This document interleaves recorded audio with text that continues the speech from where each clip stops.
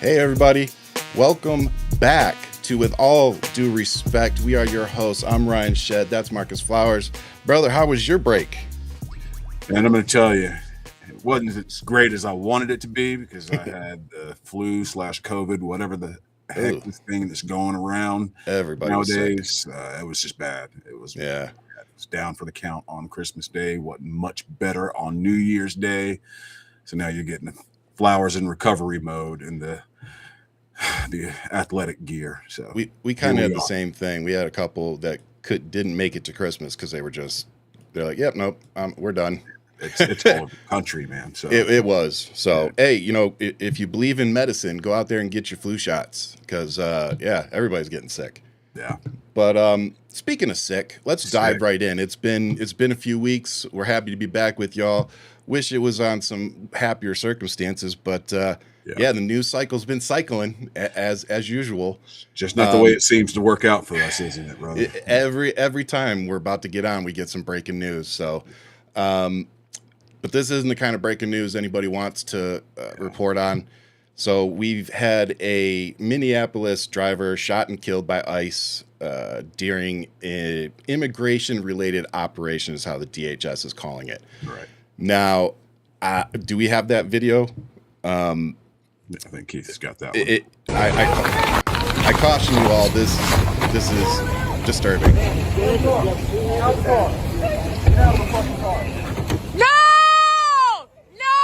Shame! Oh my fucking God! What the fuck? You just fucking, what the fuck did you? So it's been confirmed that the driver didn't make it. She's dead. And gunshot wound to the head. Yeah. Pronounced dead at the hospital when she arrived. So I think it's important to show that video because I don't know how many times I've seen, cops trying to get a car, 2 or 3 cop cars ram them, try to get them in and they still get out. And they manage to apprehend those people without shooting them in the face. Right.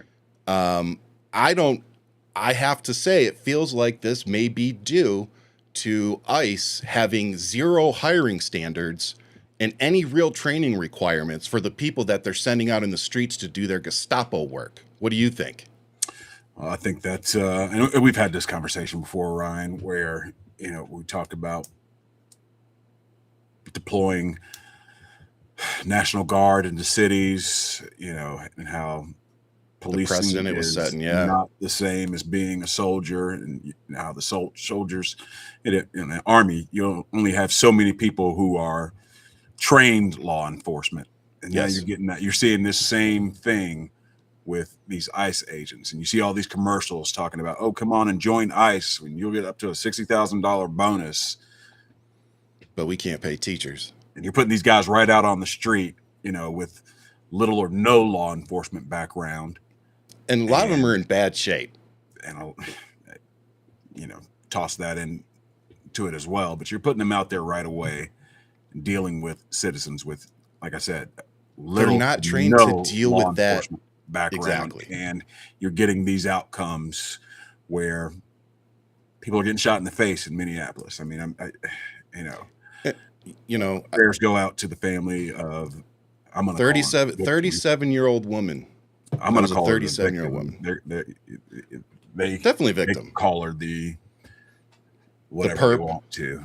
Well, they said she weaponized her vehicle. So I ask you all, was she actively trying to run over an officer in that video? Because if somebody runs up to my car, jumps out of a car and starts grabbing my door handle, telling me to get out, I'm not automatically going to stop. You know, I mean, would you want your wife or daughter to stop for that? Yeah, they say the woman allegedly weaponized her vehicle attempting to run over our law enforcement officers in an attempt to kill them. Bullshit. That's what Homeland Secretary or Homeland Security spokesperson Tricia McLaughlin said in her statement. Trisha, you're a liar. We just watched that video. Oh man. Not really that's not how I would have described it, but again, I'm not a lawyer, I'm not law enforcement. We all saw it. You take from it what you will. I'm not going to tell you how to think about it, but I'll tell you what I think. I would love to. Yeah, I would love to in the tell you how to think.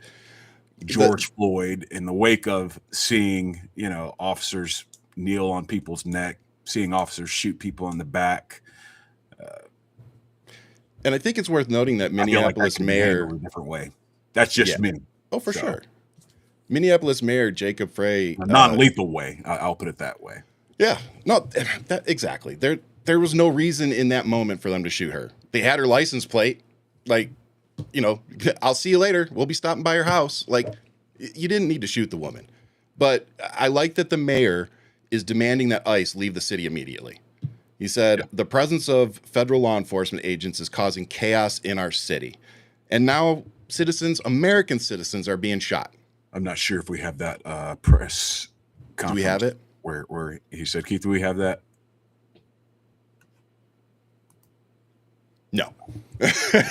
We don't have it. So, but I mean, basically, what I wanted to out of our city because you're here causing chaos. I mean, that's the whole point. Chaos is the point. That is the point. It has been the point since day one. And I also want to talk real quick about repurposing buildings. If you ever drive around your city, you see the old Kmart's, you might see an old Home Depot building. I'm going back to the 90s, Builders Square. Some of you remember those. Point is if you drive around, there's these big buildings that are empty and nobody's using them. And Amazon, instead of repurposing buildings like this, they just go build their own brand new stuff and, with the best of new everything. So now ICE has come up with a great idea to start warehousing detainees in some of these buildings. And they're planning to hold up to 80,000 detainees on American soil. And some of these prefab warehouses that are, not being used, I guess. Could you Amazon possibly characterize those as camps? You could. Just throwing questions, We talked about the training and something that our team, good friend Jessica Anderson, just sent us the video in the chat. In the chat, Jessica's got the video of the mayor. Hey, Jess,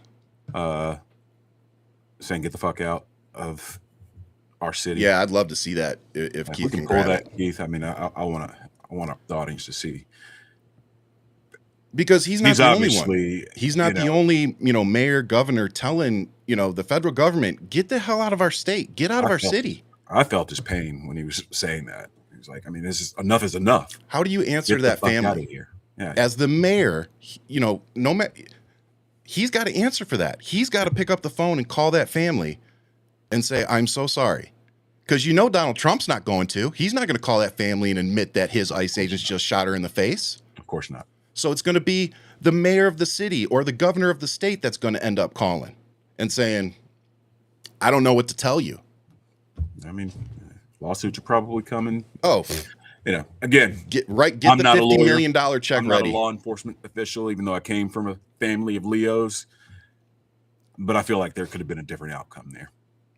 I feel like that's a safe assumption. Safe assumption. Yeah. I don't feel like I'm going too much out on a limb. No, I don't think you're going too hard there, bro. But the part that got me was they grabbed the door handle, like instantly trying to get that person. It's like, damn. And it made me think our team here knows what happened over break, but some of our listeners, is probably going to be news to you. The FBI stopped by my house December 18th. And it was the same weekend that AmFest was happening. But I think Keith's got this video. Before we go on to that, let's watch this mayor tell us how he really feels. Or did I get that wrong, Keith? Keith's gonna kill me. Hey guys, we're just getting back from break and getting into it. So yeah, we're all yeah. It's definitely Christmas and New Year hangover for sure. There's little I can say again that'll make this situation better, but I do have a message for our community, for our city, and I have a message for ICE. To ICE, get the fuck out of Minneapolis. Yes, sir. We do not want you here. Your stated reason for being in this city is to create some kind of safety, and you are doing exactly the opposite. People are being hurt.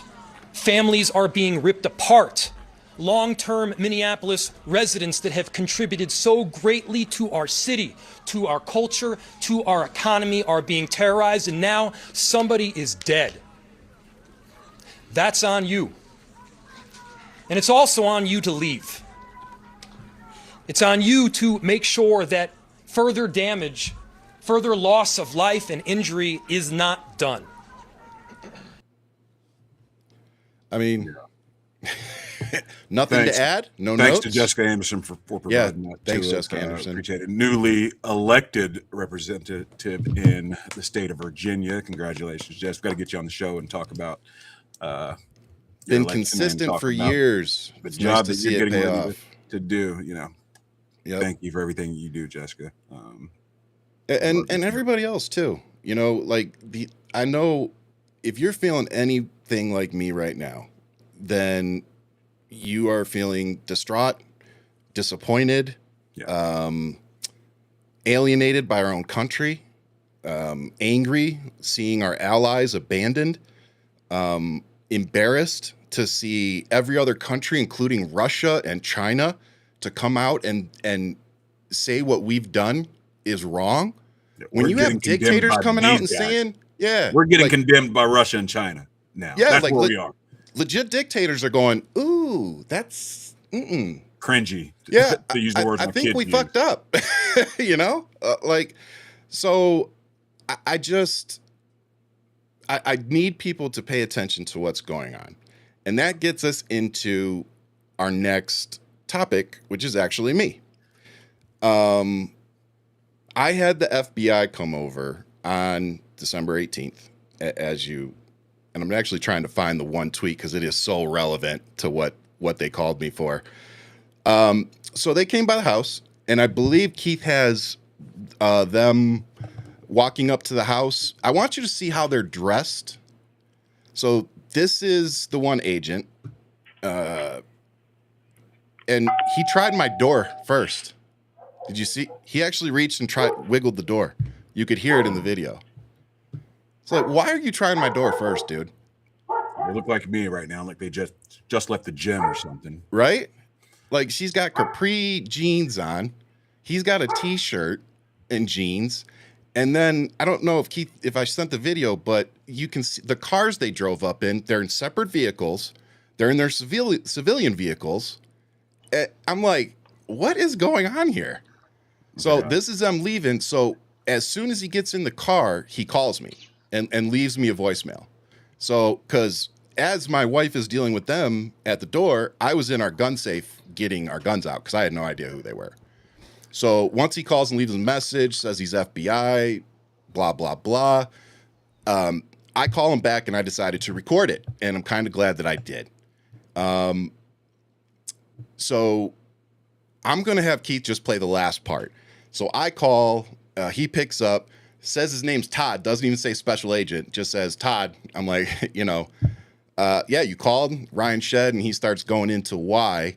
And so I'm going to have him play the video, and I have the tweet up here that he cites, and I'm going to read it to you because it's still up. It wasn't a threat, and it never even got a violation. It got 177,000 likes, though, which I think is what pissed him off. So go ahead and show them the conversation I had with this FBI agent, if you would, Keith. yeah, what I guess sparked you to post those? And well, what are you specifically referring to? What made you come out to the house that alarmed you so much? Yeah, so we got the information from X, and so what statement sent you to my house, sir? Yeah, that's what I'm talking about. I know. What statement? Can you read it to me? Yeah. Thank you. Yeah, so I got several that were forwarded to us. One was Kyle Rittenhouse mentioned he was going to the America Festival later this week, and you said you can't wait to track him down. Okay. That warranted you showing up to my house? And then another one, you mentioned that he's the face of a coward, pure evil. Yep, that went off for 177,000 likes. That went viral. I see why they're upset about it. And then... Do you have any threats that I made against him? And then you said, when someone shoots and kills ICE agent after trying to pick them off in the street... After they kidnap people off the street wearing masks with no warrants. Yes. I'm with shooters, so just so we're clear. Yep. Yeah. So what was your reason for posting those? What? Freedom of speech. Kyle Rittenhouse is a piece of shit. He's a murderer, and he got off with it. Anything else? Oh, I got a few questions for you, actually, sir. How did you get into my gated community without a code? And then why didn't you show my wife your badge when you came into my home? And then why isn't your phone number that you called me from listed with the FBI in any way, shape, or form? And then you're driving a white truck, wearing a t-shirt, and I made no threats. You came here to intimidate me. And you know what's funny? I've called you guys 3 times for them doxing me and saying they're going to hang my black wife, and you guys have never shown up to take care of us, but you show up for that piece of shit. Go fuck yourself. How about that? Yeah, have a nice one. As you can see, I waited to make sure he acknowledged that he heard everything I said before hanging up on him. Look, I laugh, but this is serious because it is. As a lot of left-wing people have started posting, the FBI is collecting, making lists of those of us on the left that are out being critical of ICE, of Trump, of his agenda, anything. So this is confirmation that it's not a joke. It's happening. They are showing up to our homes over nothing. Like all the posts they talked about, I didn't even get a violation online for them. And a lot of you know how sensitive this stuff is. So let me read the one post that he said. I'm going to read it word for word for you. When someone shoots and kills an ICE agent for trying to pick them up off the street in hoodies and jeans with no warrant, I'm siding with the shooter, just so we're clear. And today, I'm siding with the woman that got shot in the face by ICE. A little different wording, but you get it. Let me take us back a little while ago when Republicans and the MAGA crowd were always talking about free speech, and they couldn't say what they wanted to say online on Twitter because they'd get canceled or anything like that. A lot of their speech was hate speech, and they were truly making threats. A lot of them, for sure. But the fuck your feelings crowd is now all of a sudden in their feelings. Tell them, bro. And they're nowhere to be found when now this administration is coming after people for actual free speech. It's not hate speech, maybe a little salty, maybe a little spicy. But that's the point. But now you get the FBI showing up at your door. Yep. Because someone doesn't like what you said, or, Kyle Rittenhouse, I guess, felt like he was in danger. Oh, he hadn't even blocked me. He was still engaging me for a week after that. There's no threats issued. I mean, this is a guy who should be in prison for murder. Let's be for sure clear about that. But he's walking around. He's a free man.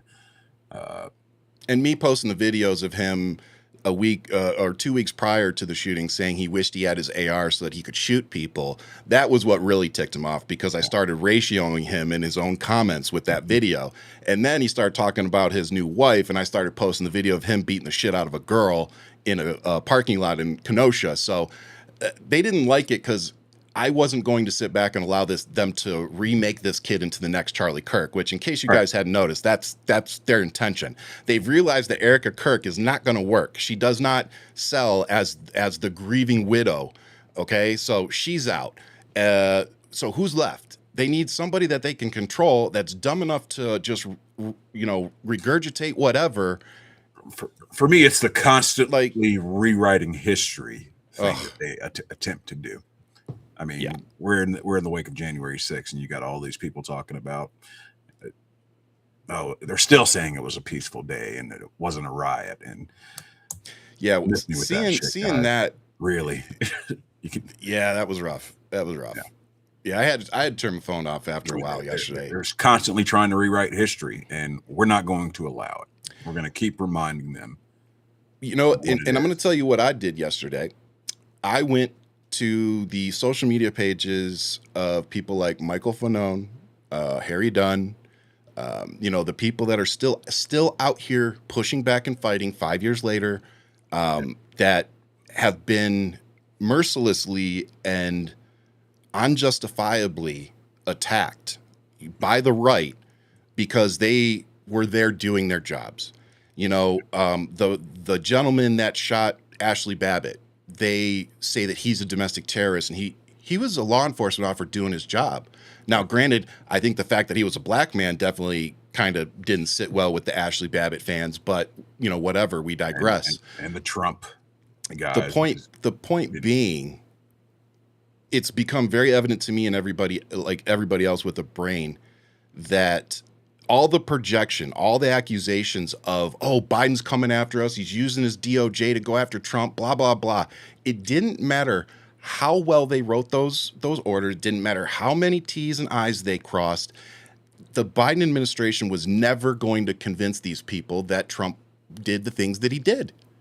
And once again, prior to January 6th, the anniversary, I think like 4 or 5 days prior, you have Jack Smith, that they released the video of him saying, "Oh no, absolutely, Trump was the person that did that." He spun him up. He sent him there. 100%. I'm still a little salty that Merrick Garland drug his feet for so long to get that going. Little salty, because we wouldn't be dealing with this now. But no, I digress. No, that's a very good point. We have to point out our failures here too.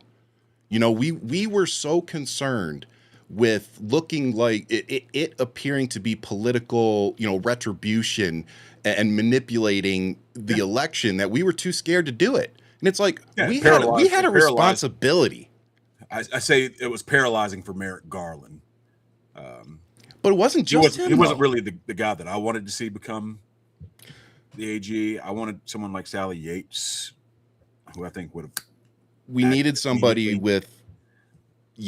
I don't know what the right word is, but we needed somebody with with a sense of urgency. Who understood the moment and what was going on. Yeah, I think not saying that Garland didn't understand the moment, but he was paralyzed by the politics of it and its smelling of politics. Yeah. Which, two things can be true at once. It can feel political, but it can be absolutely true that this man broke the laws. Yeah. He incited a riot. I still feel like it was seditious of him, but 100%. Guys who got charged with seditious conspiracy, I think Trump should have been right along with those guys. And a felon pardoning felons like Sam Hemphill, who go up on Capitol Hill and take accountability, didn't take the pardon that Trump dangled out there for the J6 rioters. And that was powerful video. Yeah, I mean, and she's walking the walk to redemption. Or testimony, I should say. But you still got those others out there who are, but she's one of the only. And can I just say, per usual, it's either a woman or a woman of color coming out and standing 10 toes down and being like, no, I was wrong. And what he's doing now is insane. It takes a lot. Yeah. First of all, it takes a lot to say I was duped. I was fooled. Absolutely. I drank the Kool-Aid. I fell for it. It's the hardest thing for me to do. A hard thing to do because, you know, there were probably a lot of people who she loved and admired and respected who brought her to that worldview. Yep. 100%. And got her into that MAGA echo chamber, whether it be Fox News. It was her environment. 100%. OAN. That's a hard thing to turn away from. And I tell people that all the time. So I get it. But come on, people. How many more examples do we need of Trump and this administration really sending this country down the toilet and down the drain before you guys finally wake up and admit, or wake up and say, hey, look, this ain't what I signed up for. Yeah. You know, which this ain't working for everybody. If we're really being honest, a lot of them signed up for the racist shit because he says the things out loud that they want to say out loud. Yep. But like Stephen Miller said, you know, this is the real world. It's his real world. But it's not the real world the way you think, because those people don't come out in public and behave that way. Not many of them. Not many of them. Yeah. Not many of them. You know, speaking of the ridiculous things that Trump has done, I wanted to bring up real quick the pardons, because outside of the January 6th pardons, and again, it's ridiculous that we're letting a convicted felon in fraud pardon anybody, but here we are. He pardoned General Michael Flynn in his first term. Mm-hmm. And I bring this up in the context of Mark Kelly. Absolutely. I'm going to talk about Kelly in a second, but I want to finish this point. Michael Flynn was credibly accused of helping Russia and having interactions with Russia that could or could not have influenced the 2016 election. No, there were a whole bunch of things there. He didn't. And there was other, there was other shit. There's all kinds of stuff there. So go not credibly accused of. He was actually doing that shit. Yeah, he was. I'm trying to, let me put it to you this way. Just go on Google or your ChatGPT or whatever and just say, show me General Michael Flynn pardon document and read it. No. And then tell me that we should be doing anything to Mark Kelly. Like, Mark Kelly, my senator here in Arizona, who I voted for, did a video with 5 other representatives and said that our active duty military had a duty to not follow unlawful orders. Now that's a fact. It's basically stating UCMJ in your oath verbatim. I read, if you go watch the video I did that day, 2 days ago, I literally reread the oath. And at the bottom, why it does say you take orders from the president, then it's in the same sentence. It says, according to or in accordance with the UCMJ, and I think it said something else after that. Constitution. The Constitution is the law. So that's what we raised our hand to. Honestly, when I gave my oath, I raised my hand to you people listening. You swear an oath to the Constitution. You swear an oath to the law. Yeah. Of the land. Our country. The premise of our country. I state your name. Solemnly swear to support and defend the Constitution. From all enemies. All enemies. Foreign and domestic. And I would make a solid argument that we are dealing with some domestic terrorists right now. We got a woman that just got shot in the face by law enforcement that I'm pretty sure didn't have much training. So, and then we could probably start discussing the well-organized militia part of the Constitution. But again, we probably digress a little bit. Mark Kelly There's an article out just yesterday or the day before about these ICE agents not having training. Yep. And being out. Now, that's what I was citing earlier. And it's showing, guys. It's showing. And I think there's an argument like the one that we just watched, and the outcome is lethal. Yeah, that was beyond excessive, in my opinion. Look, guys, in my opinion, there could have been a different outcome. Yeah, definitely need to say my opinion, but you don't have. But in my opinion, January 6th was an insurrection. So, here we are. Look, it wasn't just our opinion, and a lot of people's opinions. I think if people share our opinions, got prosecuted. Yeah. There was indictments, there were prosecutions, there was sentencing. Yeah. There were people in jail until Trump got back into office. Until he got a pardon. But the reason I wanted to focus on Mark Kelly a little bit, not just because he's my senator, but the precedent that this sets. Yeah. And that's part of the goal of this, by the way, is to send a message to vets like myself and Marcus who have pensions. Exactly. Because they're going to be like, oh, well, I don't want to lose my pension, so I'm going to be quiet. That's what they want. They want to keep us in control. And Mark Kelly told him to piss off. And, if you really look at the situation, what they were talking about doing before, when this all got started is, oh, yeah, we're going to bring him back onto active duty and court-martial him. Yeah, now it's just a strongly worded letter. And so after their own little investigation or whatever, after somebody said, this is my opinion once again, Hegseth was like, well, what's the thing that we can do and get away with? Oh yeah, we can reduce him in rank. And that's the way those conversations go. What's the worst we can do? Yeah, let's do that. Let's do that. That's what it was. Yeah. We're reducing you in rank for your pension, and we're going to take some of your retirement pay. Which, let's be honest, folks, he's going to get it back. Oh, for sure. He'll get it back. Because if a Democrat, whoever gets voted in as president next, which I'm guessing will probably be a Democrat after this debacle, they need to undo everything Trump did. Yeah. And one of the first things is going to be undoing all of the punishments that they did on soldiers, the transgender soldiers that they forced out. Like, they need to make all that shit as right as possible. Of course, we can't take away the life issues that it caused and the pain and the emotional whatever, but we can make them financially whole and try to compensate them in some way for that. And I would rather make sure that our veterans that got treated like crap by our government are taken care of than keep sending money over to other countries. So hopefully we can manage to do that first. And with that, I wanted to pivot to Governor Tim Walz a little bit. Let's talk about Tim Walz. It left me feeling disappointed. And I'm speaking strictly for myself here.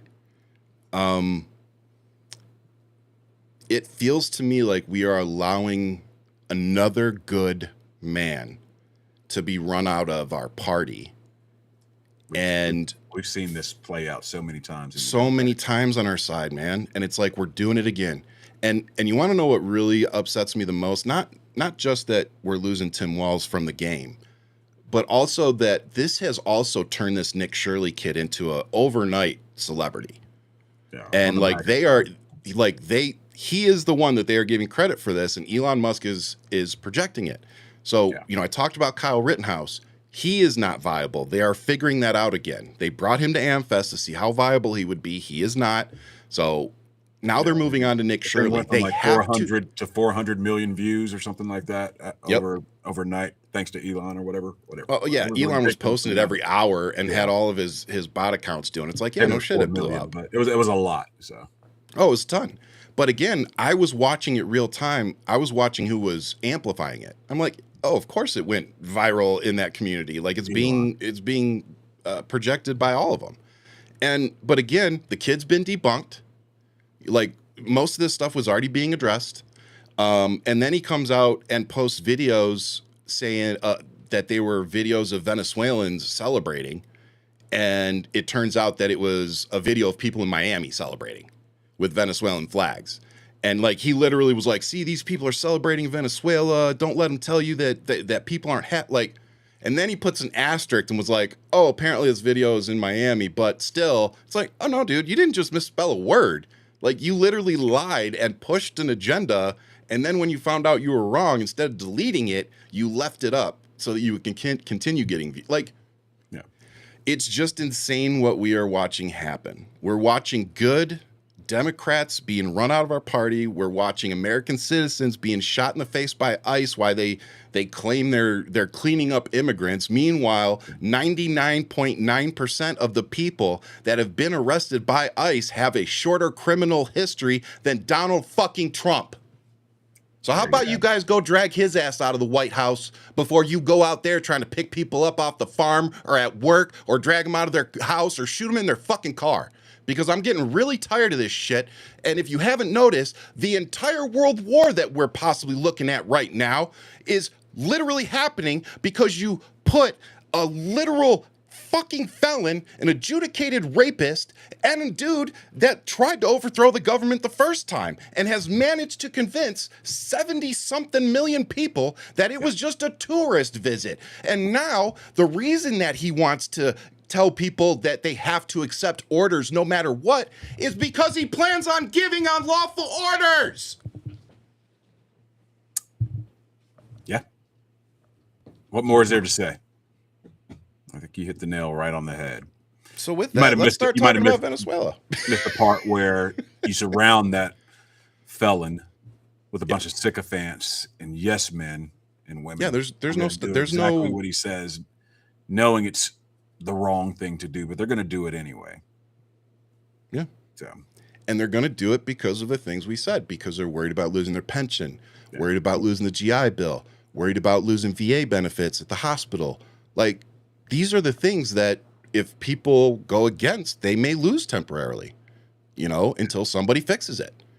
And so these are the precedents that are being set. And why we are watching this, we are also about to watch Donald Trump deploy more troops into foreign countries over nonsense, over oil, over minerals, over political favors. But you want to know what none of it's about? The safety of the American people and what's best for our country. It ain't about America first. Let me tell you that, ladies and gentlemen. It was never about that. It was never about that. Because if it was America first, you wouldn't be going to Venezuela to depose a leader. And let me say Get this. spun up, Marcus. Come Maduro. I'm just going to say the guy's a piece of work. Yeah. Brutal dictator, destroyed the economy, stole an election. He did all the bad stuff that they're claiming. Maybe not to the extent that they're claiming with the drugs, but that was an excuse to go in and get him. Yep. He's a bad guy. Nobody's going to mourn him not being in power. Nope. I'm certainly not. I don't think any other Democrats are. Nope. I don't think many I don't Venezuelans hear anybody are. praising the guy. Like, I don't hear anybody praising the dude. So let's not get things twisted. Two things can be true at once. He could be an asshole, and we can break the law, international law, and our own constitution by going in and deposing him, using military force to take him out of his country. Those two things can be true at the same time.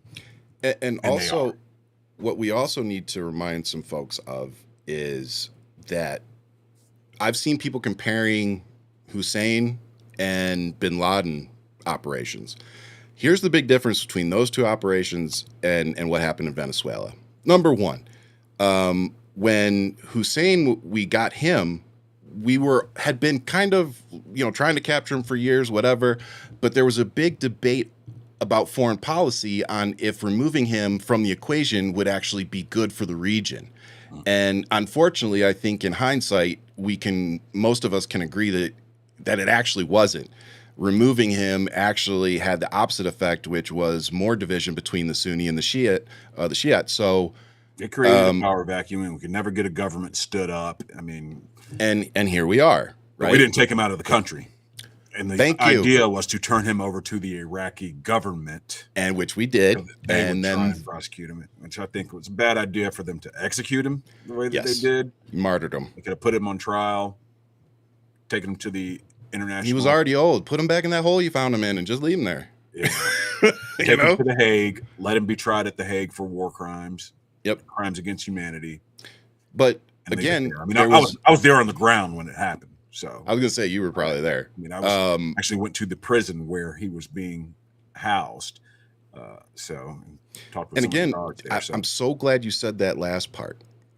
We, the United States, never removed Saddam Hussein from Iraq. No, he was like I think 20 miles or so from Baghdad at a place called Camp Kruper, and so.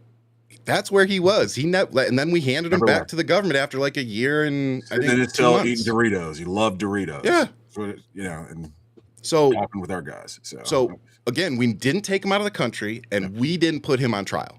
Okay, so now let's move on to Bin Laden. Osama bin Laden. We had literally been looking for this dude for like 10 years. Like, we've been looking for him since 2001. I believe it was 2011 when the operation happened. I could be off a year, but so he goes in, gets him, doesn't let Pakistan know, and they get a little upset. But outside of that, there really wasn't too many people that were like terribly upset that we had gone in and done what we did.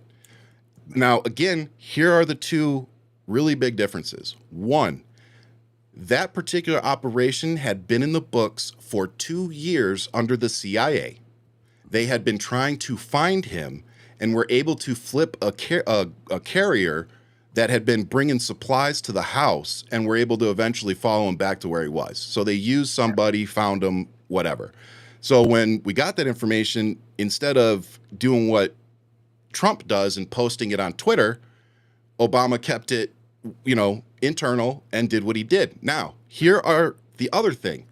Obama had been involved for 3 to 6 months in making decisions, speaking with his military generals and figuring out when the best time and what to do and how to avoid civilian casualties. He was involved in that. He didn't do it himself. He listened to his generals. He let them do the plan, and he let them carry it out. And outside of the helicopter having to be blown up because it went down, it went pretty freaking smooth. And then the part I loved was, I remember I was in Detroit, living in Michigan, and we sat up and waited. It was like 11 o'clock at night before Obama came to the mic that night, because he wanted to make sure that they brought him back to the ship and that they got positive identification that was indeed him. So instead of coming out and being like, oh, we got him, instantly, even though it was already starting to be reported, of course, that's why we were all sitting there watching the TV. He waited to I was in Afghanistan at the time, so. But I love that the president waited. He didn't, he didn't jump the gun. He didn't make any statements that weren't true. It was very matter of fact. It was like, we've got him. He's dead. We've confirmed it. On to the next. But yeah, give us your take. And everything Ryan's saying, I agree with 100%. Facts. And to be fair, there is precedent for going into another country and getting a leader. I mean, we did it with Noriega. We did it with Hernandez, the guy that Trump just pardoned. Who else did we do it? Sorry. Guatemalan president, Alfonso Portillo. There's precedent, but it still feels illegal. We didn't do it the same way. I mean, we're talking when you've got 2 aircraft carriers and battleships sitting off the coast, and you're flying in 150 aircraft, helos, F-35s, what have you. That's a full-scale invasion. Yeah. You're going into a president's. Yeah, they didn't send in SEAL Team 6 to secretly just, And I'm sure the CIA. We knew about it, why it was happening. and there's probably, what is the Delcy Rodriguez, the vice president, who's the president now of Venezuela. Yeah.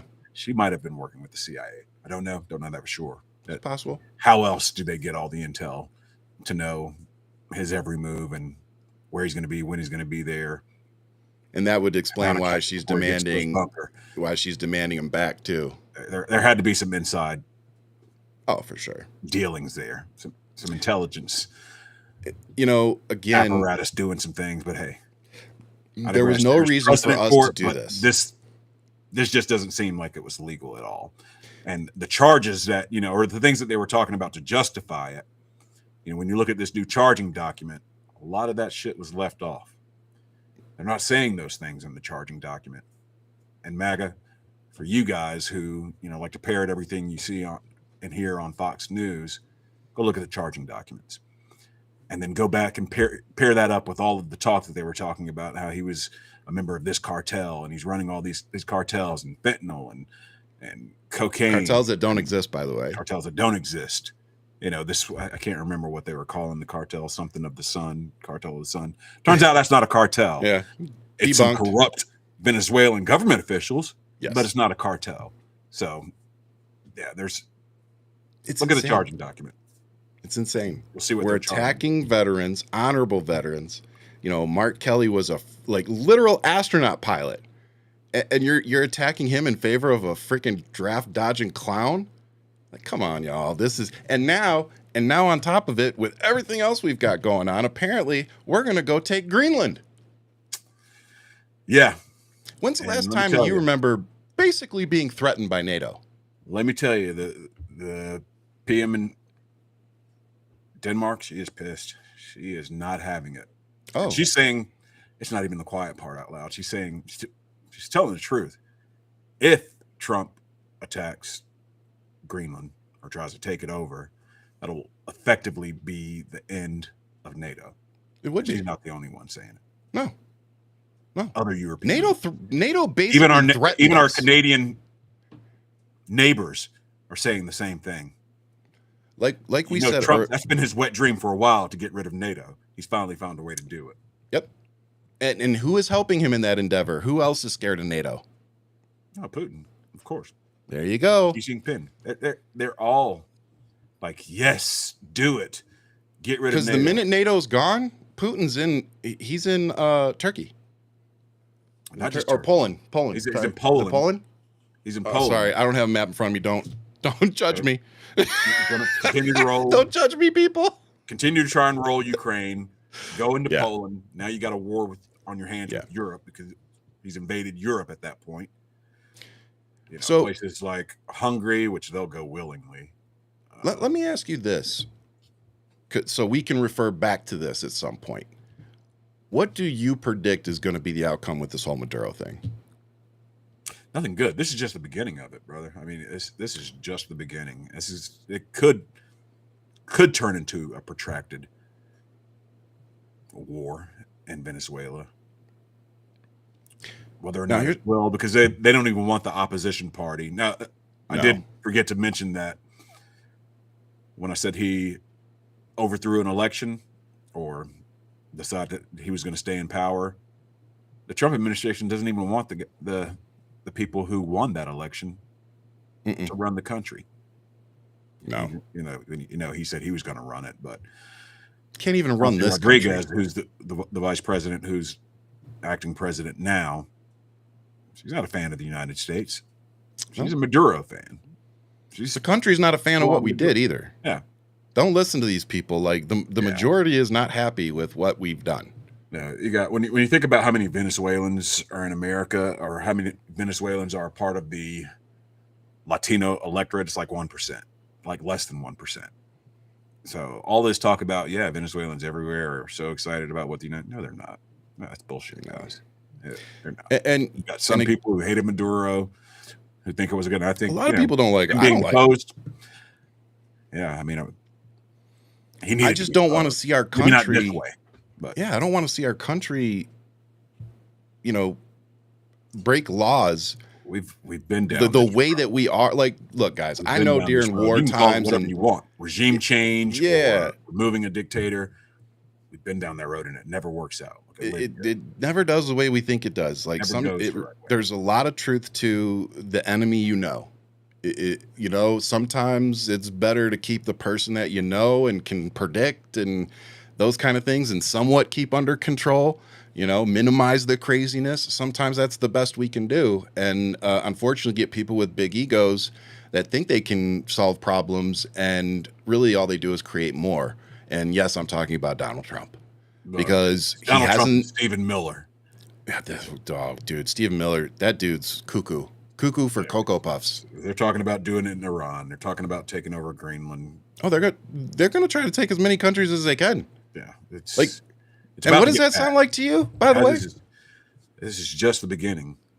They're trying. They're trying to be dictators. Like 1945, 1942. Like, go read up what was going happening on back in those days. I mean, what were we doing in the late 30s, early 40s? Yeah, it sounds a lot like the history books I've read. Yeah, but maybe my reading comprehension is less. I don't know. We were vehemently against this in the 30s and 40s.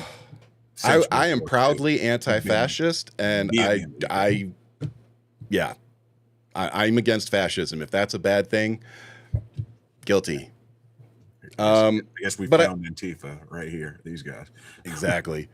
But Ukraine, the final thing I want to say about Ukraine, and really this goes for every conflict, but particularly Ukraine, they keep talking about Putin wants peace and, they're going to find this peace deal and Trump's trying to make a deal. Donald Trump should have walked in the room and looked at Putin and been like, stop trying to take their land, take your fucking troops home, figure out a better economic deal between the two of you, and shut up. But that's not what's happening. It's never going to happen. These don't get me started, man. You know how many times I've heard I know we only got how many times I've heard people tell me, "Oh, but Trump's done all these peace deals, and he's the peace president." And most of them have failed. All of them have failed. Has all of them? Yeah, all of them have failed. So I knew like at least 80% of them. It was like the first 4 he did, I think, were done within 2 weeks. I was like, come on. It was again everything this only dude drank Kool-Aid, and it's because they never go back to find out what happened after the deal was signed. Once you got that talking point that you can run with, you can run with it. And the news cycle is so rough that they get away with it a lot of the time, unfortunately. Like, speaking of getting away with things, and we're gonna end the show on this one. Yesterday was the 5th anniversary of January 6th attack on the Capitol, and of course, I was thinking a lot about the few people that we lost related to that. Brian Sicknick. I was thinking a lot about Harry Dunn, Michael Fanone, all the people that showed up in front of Congress and sat there and told us their experiences, how it affected their lives.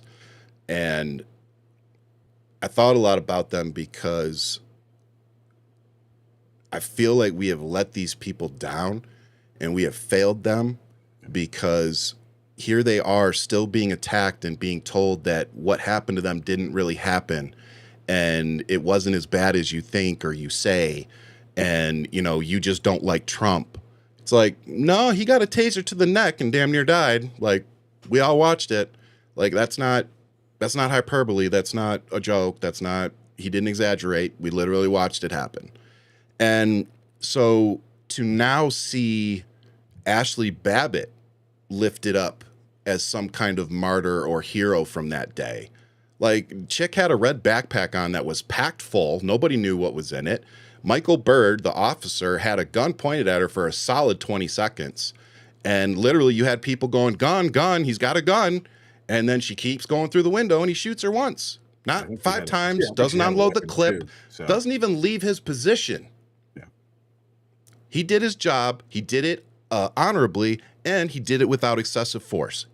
That tells you that man did not want to do that. He didn't want to do it.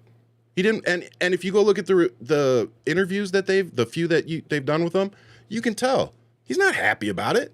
No. Most people don't like taking a life. It's not something they want to do. I'm gonna tell you, just discharging your weapon at somebody, towards somebody, yeah. Whether you kill that human being or not, there's the intention.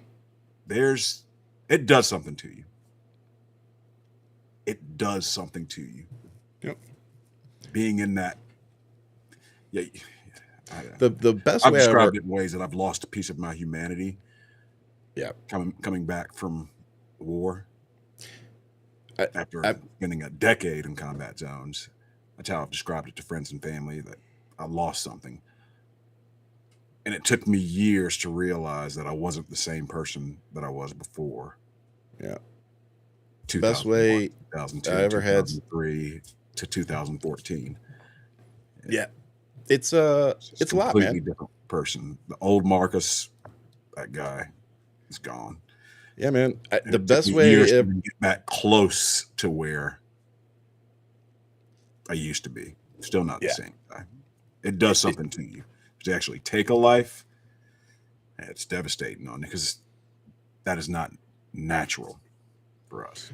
No, we're not built for it. It's like parents aren't supposed to bury their kids. Exactly. You're not.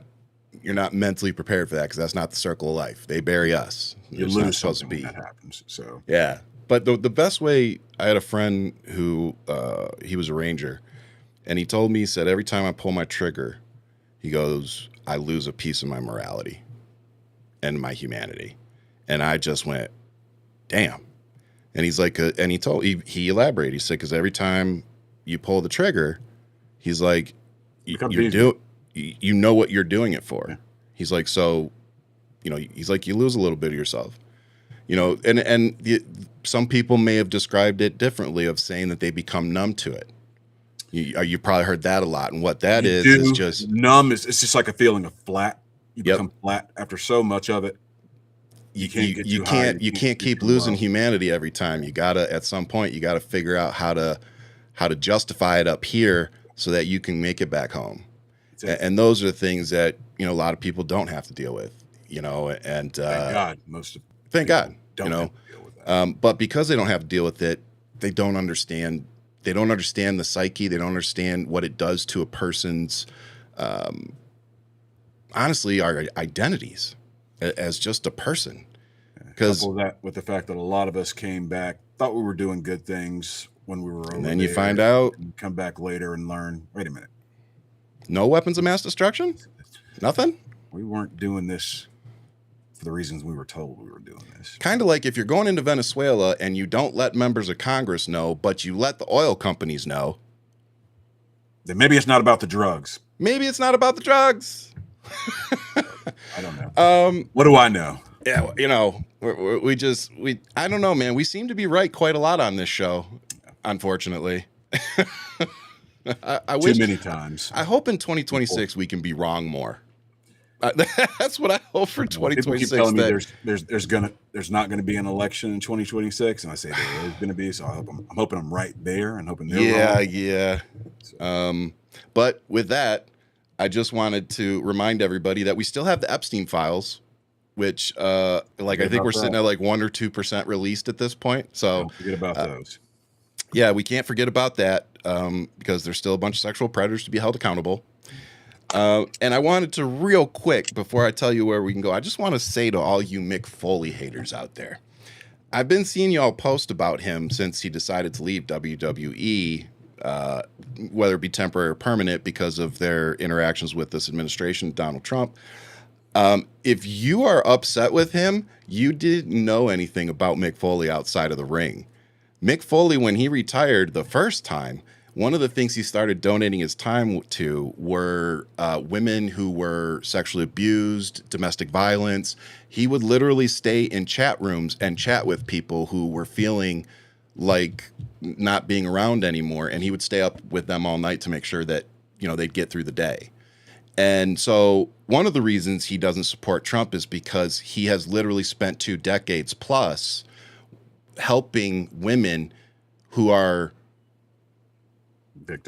victims of people like Trump. So if you're surprised by that, you weren't a real fan. You didn't actually know the dude. No. Maybe go learn about him and what he does and the things that he stands for before you start judging. Because what Mick Foley actually did was he actually put his money where his mouth is. He didn't just go online and put a tweet out. He said, no, I left the company over this. I'm losing money over this because I believe this is one of those moments. And our military, unfortunately, is being faced with one of those moments where they're going to have to choose between the benefits they get and doing the right thing. And the thing I'm going to tell you as a veteran is do the right thing, because you will be reimbursed the money. You will get your benefits back. You can't get your fucking humanity back. You can't. So we're talking about honor, principles, selfless service, sacrifice. These are all the things that we talk about. Our core values. Service before self, excellence in all we do. Yeah. So with that, brother, you got anything you want to add? Gotta stay vigilant out there. I mean, we got a lot going on. There's a lot of hurt going on in the country right now. People are struggling still. Affordability, it's not a hoax. We're all dealing with it. These guys are taking childcare and TANF and things like that away from states 5 states. 5 states right now. Just Democrat-run states, of course. Just Democrat-run states, of course. California, states like California, Illinois. It's like election fraud. It never happens to the Republicans. Yeah. You know, the cruelty is the point. So stay vigilant, guys. You know. Yep. We can do this. You know, we're in an election year. And an election year that matters because we can end the bullshit in this cycle. Yes, we Trump's can. talking about, if Democrats win the midterms, I'm going to get impeached. Matter of fact, do we have that video, Keith? Impeach, first of all. I mean, we won't have the Senate, so we can't get. Listen to this. Got to win the midterms, because if we don't win the midterms, it's just going to be. I mean, they'll find a reason to impeach me. I'll get impeached. We don't impeach them. You know why? Because they're meaner than we are. We should have impeached Joe Biden for 100 different things. This dude is batshit crazy. Batshit crazy. Yeah, we're meaner. Okay. Like, dude, you guys said it was Sleepy Biden and he wasn't accomplishing anything. Now you said he's fucking evil and could have.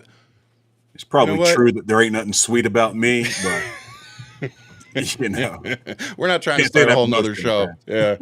Oh my God. So with that, I think when you have Elon Musk saying that if Democrats are in power, he's going to get arrested, and you have Donald Trump saying if Democrats are in power, he's going to get arrested, that tells me that these two individuals know that they're breaking the fucking law. It's almost like they know it. It's almost, and everybody around him knows it, and they're still helping him. Like, reminder, Elon Musk put out that Donald Trump is in the Epstein file. Shocker, when they had their little spat. Yeah. And now he's having dinner with them at Mar-a-Lago this weekend. So Elon Musk, just wondering, if you know Donald Trump is a sexual abuser and likes to diddle kids, why are you still having dinner with him? Yeah. And on that, we'll see you guys next Wednesday at 3 o'clock Eastern. And I'll leave you, as I always do, with much love. Keep fighting, but in the eyes of everything going on, please stay safe out there. Godspeed, friends.